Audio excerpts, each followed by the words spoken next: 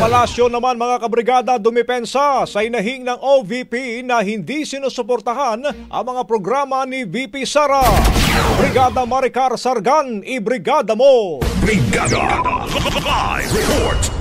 Dumipensa ang Malacanang kasunod ng pahayag mula sa kampo ni Vice President Sara Duterte na tila hindi umano sinusuportahan ng administrasyon ang kanyang mga proyekto at programa. Ayon kay Palace Press Officer Claire Castro, bukas pa rin ang administrasyon sa anumang makabuluhang suwestyon mula sa OVP at hindi raw isinasara ni Pangulong Ferdinand Marcos Jr. ang pintuan para sa mga panukalang magbibigay benepisyo sa publiko.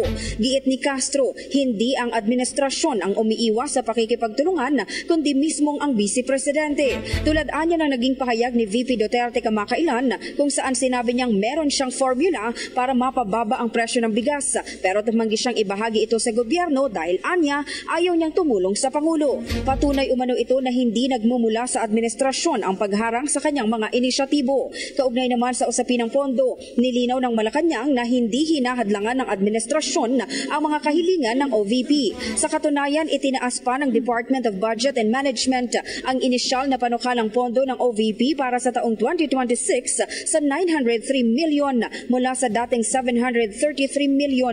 Dagdag pa niya, kaya naman hindi na ibigay ang hinihinging pondo ng OVP noong 2025 ay dahil hindi nila naidepensa ng maayos sa Kongreso.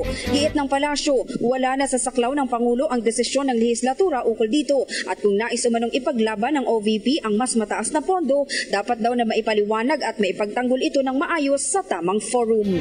In the heart of changing lives, ako si Brigada Maricar Sargan ng 105.1 Brigada News FM Manila, The Music and News Authority. Umahataw! Brigada Balita Nation. Ang bahaging ito ay hatid sa atin ng Yamivit ES3 Syrup. Simulang tuparin ang pangarap ng iyong anak. And starting now,